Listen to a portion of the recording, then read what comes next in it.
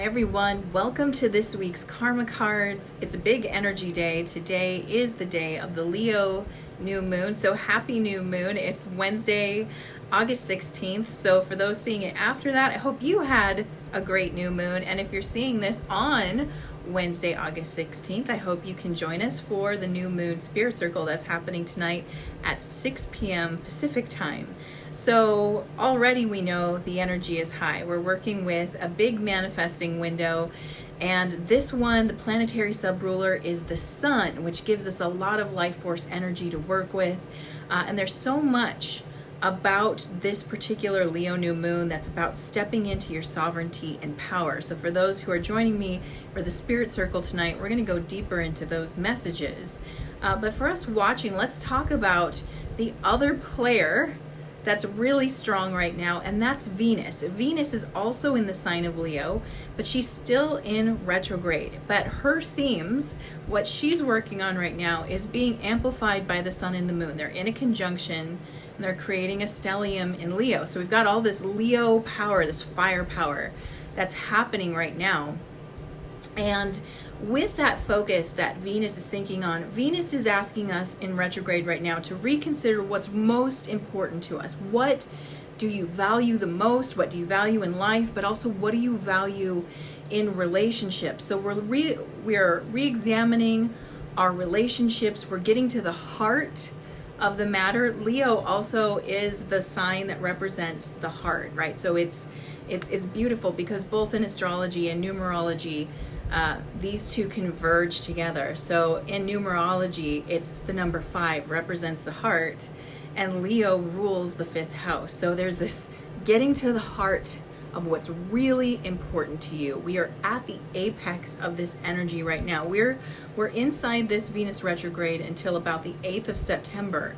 So we're deep into what really matters to you. What is most important to you?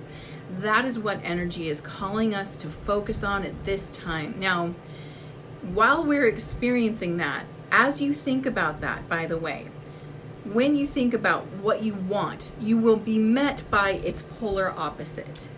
And this is a way to help you. This is the way the universe helps you. It's a mirroring technique that's showing you the opposite of what you want to help you get crystal clear on what you want. So whatever you focus on, like let's say you want your home to be cleaner. We'll just use that as an example. You want your home to be cleaner. I want to have a beautiful, spotless home that's uplifting and elevating every time I walk into it. What do you think is going to happen in your mind when you focus on that? Are you going to be appreciating and noticing all the areas that are already like that, or are you going to be hyper aware of where it's not in alignment?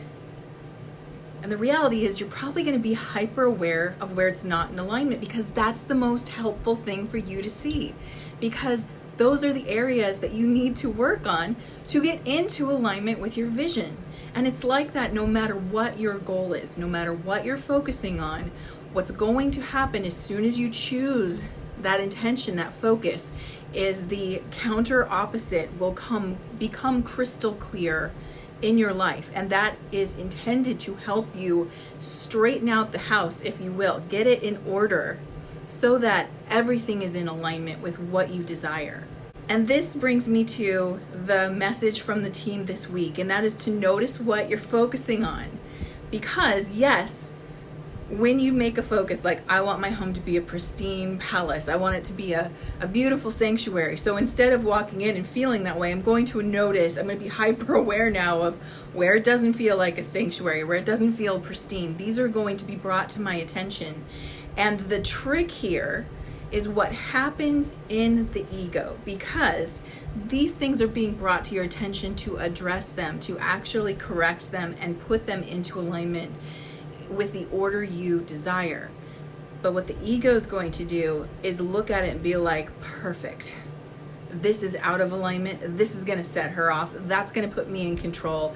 Here we go. And the ego will focus on the things that aren't working and use that as fodder to keep you in the same place, right? So one of the things that happens when we're not in alignment, when we're in sort of a state of misery or chaos, or there's just kind of a hint of that going on, when that's happening, when you're not feeling that peaceful aligned state, what you've got is some ego activation. Something's going on. And what's interesting is the longer we're in that state of discontent, the more chemically reactive we are to that state. And what I mean by that is that our emotions are literally a chemical response to what we are experiencing. And this comes from Dr. Joe Dispenza's work. In fact, if you want to learn more about that in detail, let him tell you. This book is fantastic. I'm not an affiliate. This is something I love, and I love telling people about it. Becoming Supernatural, but Dr. Joe Dispenza, I've read it a couple times, and I keep going back to read it because it's full of pertinent information. But what we learn in this book is that we're actually chemically addicted to the negative situations we find ourselves in, especially if it's an old pattern. If it's been playing out for a long time, you tend to continue to play that out until you become aware enough to overcome it. And so this is what I mean, what people mean when they're like, you get comfortable with the pain that you know. It's the pain that you know, and it becomes like a baseline. And when we're in a situation where we're like, okay, but I'm trying to change. I don't want that as my baseline. I want this new baseline. I want contentment as my baseline. And the universe is like, great, here's everything that's making you discontent, and it will bring it into sharper focus. And the ego is like, wait a minute, I'm going to latch on to that. I'm going to start complaining about that. I'm going to use that as fodder to keep me grounded in the baseline where the ego is in control, because that's what the ego wants, right?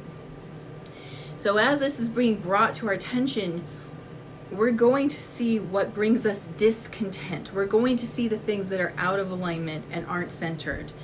And if we're not conscious, and most of the time we're so focused on the change that we're not really conscious about our reaction to it initially, what's going on. Most people I hear when I talk to them about situations like this is, what have I done wrong, right? What have I done wrong? I thought about what I want. I got really specific. I put myself in the mindset of what it's like to get that. I touched base with those emotions, and yet all I see are the things that I don't want. And remember, those things are being brought forward so that you can clear them and correct them. That's all. So it can become aligned. But when we go into complaining, what happens is we become the victim of those contrary circumstances. And if we don't get mindful and aware of that, the ego will use that complaining as a way to ground into that same old baseline frequency of discontentment, of it not feeling good, right? So what we want to do, the first step out of that is always awareness. So let's say you set your intention. We'll use the house again because it's just an easy one to use. I want my house to be serene and peaceful. I want it to be pristine. I want it to feel like a temple when I walk in. Now I walk in and I see, oh, the rug's dirty over there, or people left their shoes out and they should have put them away, or the kids drew on the wall years ago and I'm just remembering that spot is there and I still can't get it out. All these, it's like your brain will start to see all the things that aren't in alignment. And we want to get self-aware that when we see that instead of complaining about it, be like, oh, I can't believe everybody left their shoes out. It's always like that. No one cares as much as I do, right? You can hear the story your ego starts drafting when it realizes, oh my God, she's going to make a change. That's going to put me out of power. Therefore, I'm going to hyper focus on the things that aren't in alignment and not see them as the opportunity they're presenting to me, but rather I'm going to see them as the obstacle or the weight that keeps me down. And then we start complaining, and then we become a victim. And when you're in victim mode, you can't be the creator. You're in an opposing force. Victims are at the whim of their environment. Creators are the creator of their environment.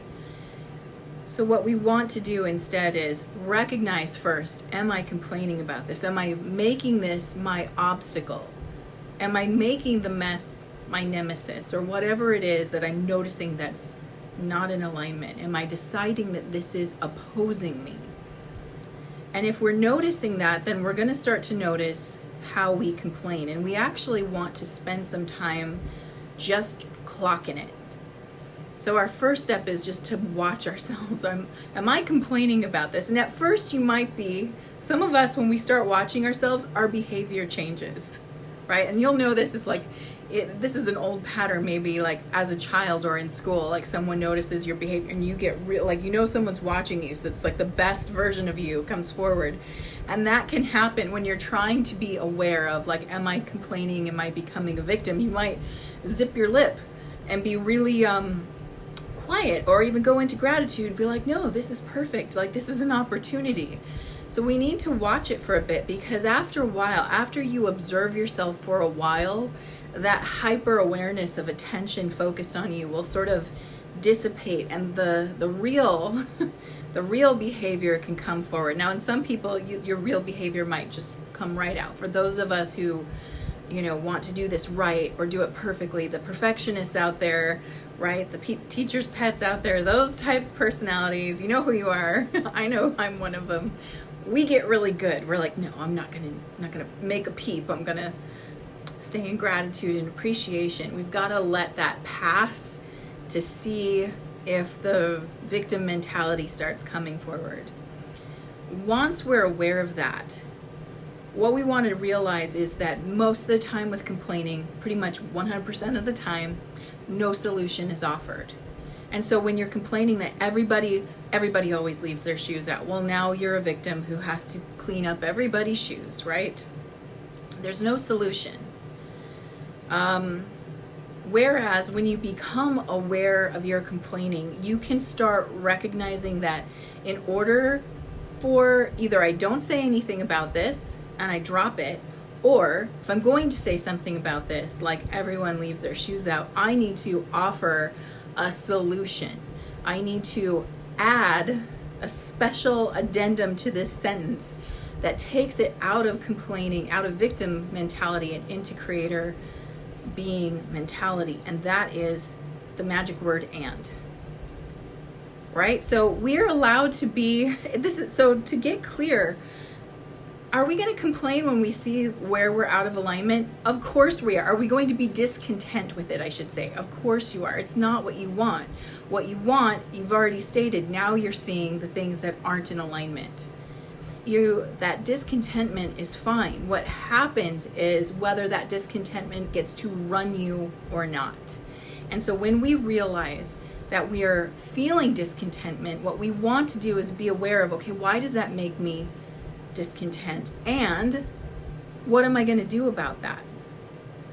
So we want to think about, so let's go back to the shoes. Everyone's left their shoes out. No one's following the rule of put your shoes away, let's say. So you see that and you're like, oh, everyone's leaving their shoes out. And I'm going to make a statement right now asking everyone nicely to remember to put your shoes away, right? And remind them why we do it, right? Because it keeps the dirt from spreading all over the house. It keeps the house tidy. It makes it feel better for everyone. So what we're doing there is we're allowing ourselves to feel discontent, and we're moving into, and this is how I take care of it. So as you're moving forward right now and you're focusing in, and today is the day, man. Today is a great day. This week is a great week. The next 2 weeks actually are great for manifesting. So even if you're not seeing this on the day of the new moon or right after, even if you're seeing it a week later, you're in the perfect window to really hone in on, okay, what is it that I want right now? And get really clear on that, right? You know how to do that. You know how to focus in on what you want and what it feels like, and imagining that you're already there and you're having it. That's great. Now, when you see its polar opposite appear, go, yes, I know why you're here. You're here because I've summoned you out of my unconscious. I've summoned the awareness of your misalignment so that you can align with my vision, right? So it's being summoned out of your unconsciousness so that you can align it to your vision. And so even though you might go, oh God, that's a lot of work, there's the complaint. And I'm excited to do this work because it's going to get me to my goal. So we want to get clear.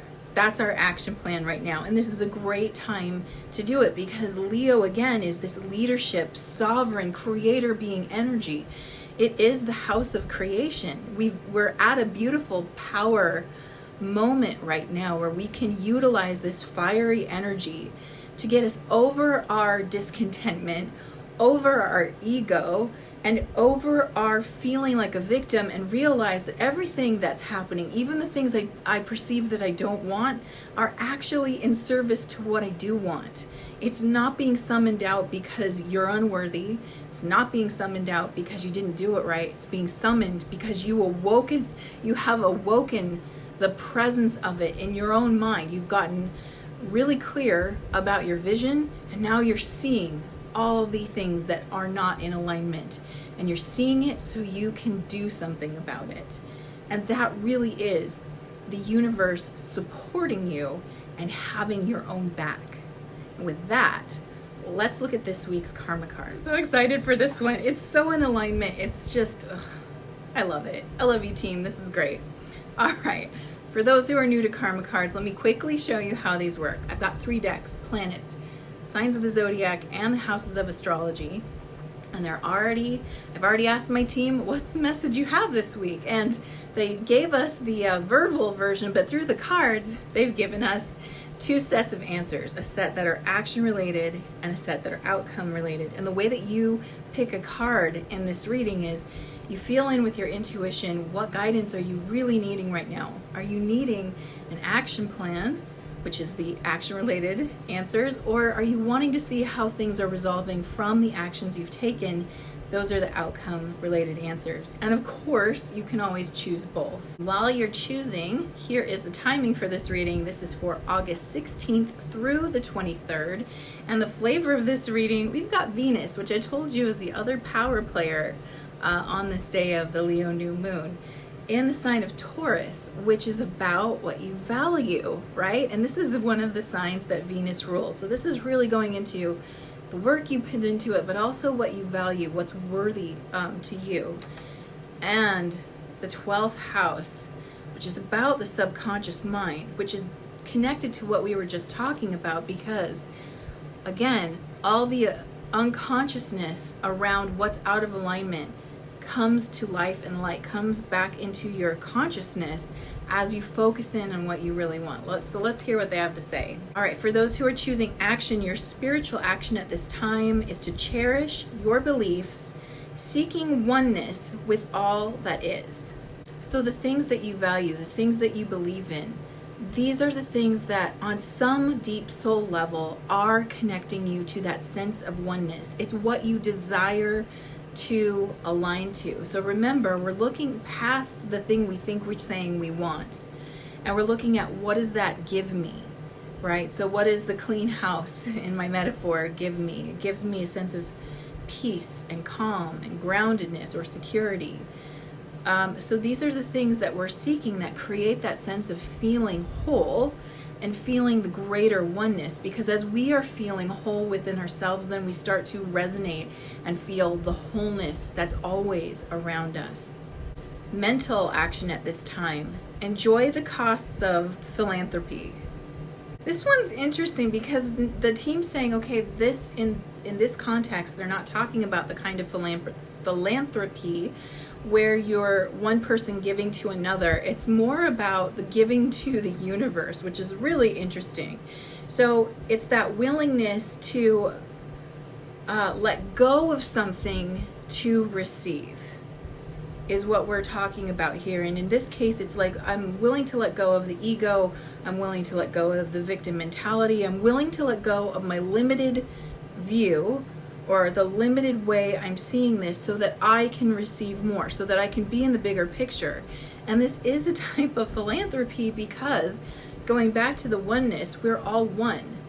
So whatever you are willing to give over to the universe and allow yourself to have, you're doing that on behalf of expansion. And expansion affects us all, right? Because 99.999999999% of us is frequency. So don't think that your life and you and your frequency isn't affecting someone else. multiple people, right? The highest vibration in an area becomes that pinnacle point, it becomes the dominant frequency in an area. So by you letting go of your fear, letting go of your lack, letting go of self-doubt, insecurity, your ego, what's happening to you? You're letting go of the heavier, lower frequencies, and you're rising. You are rising up. That has an effect on the direct area around you for at least 8 miles, probably more, but 8 miles is what we can clock. And you're becoming the dominant frequency. And you know what they say, the tide raises all ships. I don't know if I'm saying that one right, but the idea is as the water level raises, all ships raise. Well, as you raise your frequency, you help to raise the frequencies of those around you. And so the cost here is that you're going to have to sacrifice some of that pride. You're going to have to sacrifice your belief that you're right, that how you're seeing it in that moment, whether it's everyone's doing this to you or no one wants to help you or whatever, you're going to have to surrender those lower frequencies. That's the cost. And we, from this vantage point where we're simply observing the activity, we go, well, that's easy. Like, of course I'd let that go. But I want you to think about when you're in that mood, when you're in that negative moment, and how difficult it can be at times to let these things go. Because again, it's not just a negative emotion that you're aware of that you want to get rid of. It's the ego holding on for dear life. It's your current belief about the situation, like, well, I can't let that go because so-and-so did this to me. I didn't do it. I'm the victim of it, right? So it's when we're in that victim state, we can get really obstinate and grounded in it and almost virtuous about it. It's like, no. I didn't do it. This was done to me.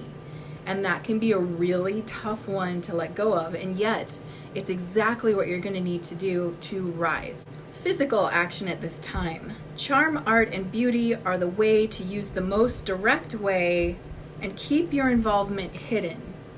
Okay, so what I'm getting about this is, right, we catch more flies with honey than with vinegar kind of story here. So this is kind of like their advice is, okay, you're getting this information right now about letting go of the ego, letting go of the lower emotions, stop complaining, see the things that feel contrary to what you want as actually appearing so that they can get in alignment with what you want, right? Like move into this space where you're seeing it differently, and you might take this information and go, that feels great, let me give it a try, I like how that feels better. And then here, I want you to notice, because this is the irony, right? So here it is, I'm going to stop complaining. I'm going to get in this space where it's like, no, everything's working for me. Even this thing is here because I called it in, because it wants to align and be create this great feeling for me. And what happens? You're trying not to complain. So what have you just attracted? The contrary, right? Here's what's going to happen.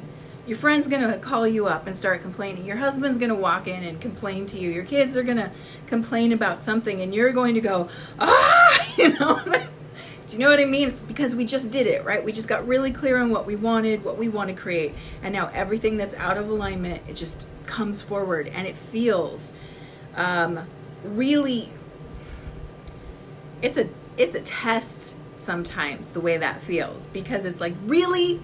I'm trying right now, and then all of this happens. So you're going to watch yourself and notice, do you start to go on the defense? Do you start to try to bat it all away and say, no, we're not complaining. Here's why we don't want to complain, blah, blah, blah. And you're trying to adjust everyone's behavior so that you can stay in that beautiful aligned place. So they're saying that's not going to be the most efficient way. That's not the most direct way. Charm, art, and beauty are, which is that, how do you find the grace in the moment where you're aligned and you're calling in what you want? I'm not going to complain. I'm going to be aligned. I'm going to know that this is working on my behalf. And then that happens. What's the most graceful approach? What's the most artistic approach? You could giggle, you could laugh, or you could be like, universe, and try to stay in that state without trying to control, or demand, or lose contact with that great feeling that you just had, right? We don't have to directly tell someone, don't complain, you stop. Because now we're not focused on ourselves, we're focused on them. And so the most direct way in this case is not to directly counter that, but stay here, stay within yourself, have that grace, be like, I knew that was going to happen because I got really clear on the fact that I want to be complaint free, and now all this complaining's happening around me, so this is what's out of alignment, right? This is what, this is a bigger thing that's going on. So now my goal is even clearer, because instead of feeling like a victim of my environment, I'm going to say, I helped create that. So if I can help create a very complaintive environment, I can also create the environment that's complaint free. And I'm going to stay within myself, and I'm going to be charming and gracious, and just hold that sense of knowing that's like, yeah, as soon as I got clear on what I wanted, the opposite appeared to show me where the work is. And so that's all we have to do. No one has to know that you're doing that, right? So it's not the keep your involvement hidden card is just letting us know that this is internal work. External stuff's going to happen, but the work always stays inside. We don't have to fix the other people right now. We have grace and compassion and understanding, and we can look at it as like a reinforcement about why that path doesn't work. And we can be thankful that it's being shown to us in that moment. Right, so now let's look at outcomes for Venus in Taurus in the 12th house of the subconscious mind. The spiritual outcome at this time is the attraction of resources to maintain your faith. Again, we will state our intent, we'll have our goal and our plan. The out of aligned instances will come forward, right? The things that aren't in alignment with what we just stated we want, it will come forward. Those are resources. Remember, they're showing you that's the weak link right there. Those things that you haven't addressed yet, that's the weak link. Those are resources. And when we see them like that, it helps us know that we didn't mess this up. We didn't do it wrong. We're doing it right. And that'll take you deeper into it. The commitment will grow. Your faith in the process will grow. You will also attract things that are in alignment with what you want. Those will come too. It's just the brain, the way we're wired, the way we're taught to think tends to notice the problems before it sees the solution. And that actually, weirdly, it takes more effort for us to notice the things that are aligned that are also coming in. Because there's the older part of our brain, that lizard part of the brain is looking for the threats. It's looking for the problems. It's looking for the things that aren't aligned because it's considered a threat to you now. Now that you want this, that thing's a threat, right? So that's how we're wired to see it. But we can look at those things instead of as threats, as resources, as the solution to the issue at hand. And as we do that, we can also remind ourselves that there's also things coming in that are very aligned, right? Opportunities. Like I want to beautify my house, and a friend is like, I have this rug I'm not using anymore. It's beautiful, but I don't need it. Do you want it? That's an aligned action, right? That's a thing that's coming in that matches the intention that you're setting. There's also going to be those things that feel out of alignment. So it's all about how we're perceiving it. But as you adjust your perception of what's going on and you recognize it's for your benefit and you're getting clearer about that, the deeper you go, you believe this more, it becomes just something you intrinsically understand is working in your favor. Mental outcome at this time, pleasure from the practicality of hidden tendencies. So what this is letting us know is that as you practice this, you're actually going to feel excitement and even pleasure from seeing that which feels contrary to what you've called forward, because you're going to understand now why you see it, that it's actually for you, and you're doing it. It means you're doing it. It means you're getting it. It means you're another step closer to that thing that you said, I want to create. Now you're getting it, and it starts to feel good. You start getting excited when you see those discrepancies, when you start to see the things that are out of alignment, because it's like, my brain is noticing now all the things that aren't a match to this, which is allowing me to take action to create the change I need to experience this, my goal, my desire in full. I am actualizing it right now. And so it's like we're rewiring our neural network to not see it as pain, not see it as suffering, not see it as an antagonist, but rather see it as the solution that it's showing you it is. I am the solution. Work on me. Take care of me, and you will be even closer to what it is you're calling in. Take care of me, this issue that's out of alignment, and align me to the goal.